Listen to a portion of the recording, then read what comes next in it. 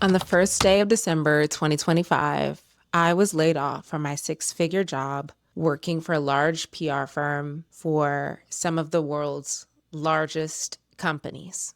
Hi, I'm Ariana, and I built my career over the last 12 years working as a social strategist for Walmart, McDonald's, for Marriott hotels, Hyatt hotels, for Claire's. I've been in this industry for a long time, and I wanted to make this video to talk about my experience, but also to zoom out and talk about what America looks like today for women like me. So, rewinding back to that day and how it felt being laid off, there was a lot of uncertainty and loneliness.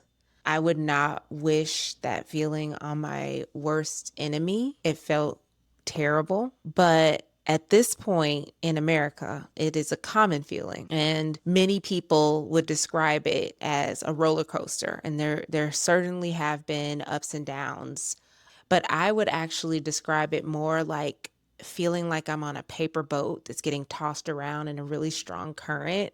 I'm bumping into logs and rocks, and I'm wondering what's coming next. I'm feeling like I could be destroyed financially, emotionally.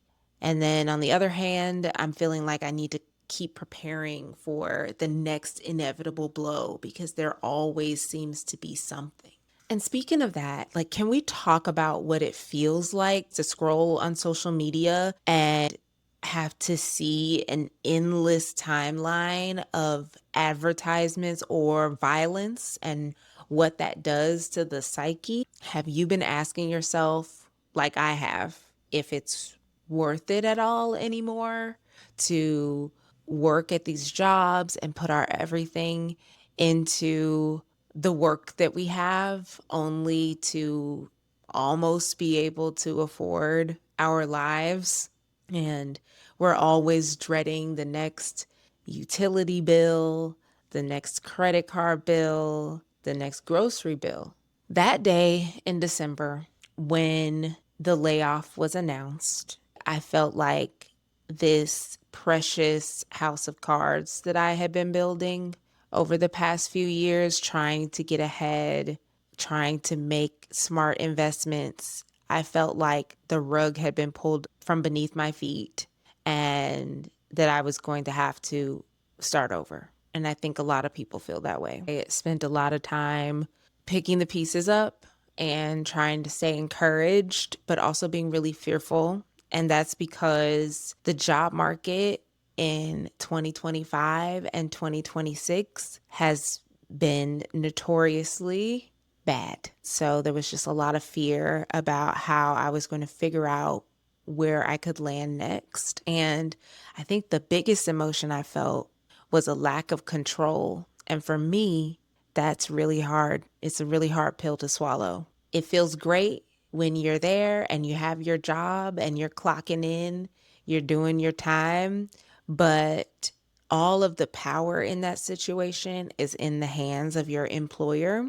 The minute that you are an inconvenience or you are too expensive, that's when you get let go. And you have to pick up the pieces and find your next thing. But the problem is when life is getting more and more expensive, that gap in between jobs can do a lot of damage. I knew that I wasn't just a casualty of an acquisition, but I was part of a trend, and some would say part of a plan that should be on every front page in this country, but I'm not surprised that it isn't. If you look at the numbers from 2025, you will see that roughly 300,000 Black women lost their jobs. I would say that they're being pushed out of the workforce, and I believe that the data supports this. While the national unemployment rate is sitting at what's described as a healthy 4.4%, for people who look like me, that number is 7.3%. That means that there are 300,000 women who were participating in that twice as hard dance, only to find out that the floor fell from beneath them. And for us, job loss isn't just a career event, it can be a gut punch to our very identity. A lot of who we are centers around the work that we do. We kind of attribute that as our value. We've been told that, hey, Black women, they're hardworking, they're strong, they're resilient, they're the backbone of this economy. There were so many Black women who were impacted by the loss of thousands and thousands of government roles. But apparently, someone decided that Black women were dead weight. And I don't want this conversation to just begin and end with Black women. I think this is a larger plan that affects all women, but maybe these numbers will put it into a clear picture for you. So last year, while the male labor force grew by 183,000 jobs, 338,000 women lost their jobs. And when it comes to Black women, they are looking for jobs at a more aggressive rate than anyone else. So this means that they're essentially shouting into a void of ghost jobs and AI filters and AI tracking systems, and they're trying to navigate this new dehumanized labor market that we're all being subjected to. Americans on average are looking for work about 22 and a half weeks. That's how long it typically takes. Whereas for Black women, that job search lasts about 7 months.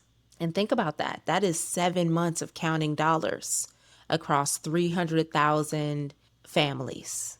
And many Black women are the heads of those households, and they might be caretaking for their children, they might be caretaking for parents. So that is a lot of people in our community that are affected by job loss at a higher rate than anyone else. And it really leads me back to what a lot of our grandmothers and mothers have told us up till this point about being Black and being in the workforce. It's that this system was never built for our success, only for our labor. So to all of the young women who are graduating from school and they want to get into this workforce and they have big dreams for working corporate and working up the ladder, I say that I am not sure that the American dream, well, I'm not sure it was ever valid, but I'm really not sure that it's going to be valid for Black women in the future unless there are some major changes. And I think that a lot of us are finding out that this idea of the American dream that we grew up with, it does not quite fit. Honestly, I don't only think that relates to women, to Black women. I think that relates to the average American. I think that this country works best for billionaires, and they have done a fantastic job of convincing us that it's still attainable. As long as we continue to worship wealth and be complicit in our own exploitation, we might just one day be able to join the club. It's a lie. It is a lie that has sustained this country for its history. But I see the walls caving in. I see people waking up. I think they're tired of being resilient and being strong in this economy that has not really prioritized the average American for decades. I think that people are realizing that this is not sustainable and that it only works for the ultra wealthy, and the rest of us suffer, and our kids suffer too. Americans don't want to just be strong anymore and roll with the punches. I think they want to be free of this constant worry and instability that has become the norm. Most importantly, they've gotten really clear on who the real villains are. 2025, and I really believe that 2026 is going to be the year of lifting the veil on who these people are and how we need a big shift and who is leading us into the future. We've been believing this lie that merit equals job security, not knowing that we were just in a really comfortable glass box. One thing that I have learned in these past few months since I have been laid off is that the box does have a door. It does. There's an exit from this. And it's scary, but I am going to take that leap and be more in control of my life. That doesn't necessarily mean that I'll never be employed by someone again. It just means that I'm building additional income streams so that I won't feel as vulnerable and as exposed as I felt on that day in December. More people need to realize that having this great six-figure corporate career is all well and good, but essentially you are putting all of your eggs in a single basket, and you're trusting that these companies that you're putting your blood, sweat, and tears into are going to return that favor somehow and ensure that you're never kicked to the curb. But it's just not our reality. I'm making this video because this is a part of my next chapter. And I really want to build a community that is on the same page. And so I am moving away from the idea that my value is determined by some shareholders behind locked doors in a boardroom that I'll never have access to. And I'm moving away from the ideology that watches 300,000 Black women lose their jobs and calls it DEI or waste, fraud, and abuse or progress. I'm making 3 promises to myself. Number 1, I promise to reclaim my identity outside of work. Number 2, I promise that I will find my community. And number 3, I promise that I will find a place that I could truly breathe outside of that glass box. Write in the comments if you are making promises for yourself this year. I would love to hear what those are. And lastly, I want to talk about something that I'm excited by. So, like I said, I've been laid off for the past few months. And during that time, I did a lot of soul searching.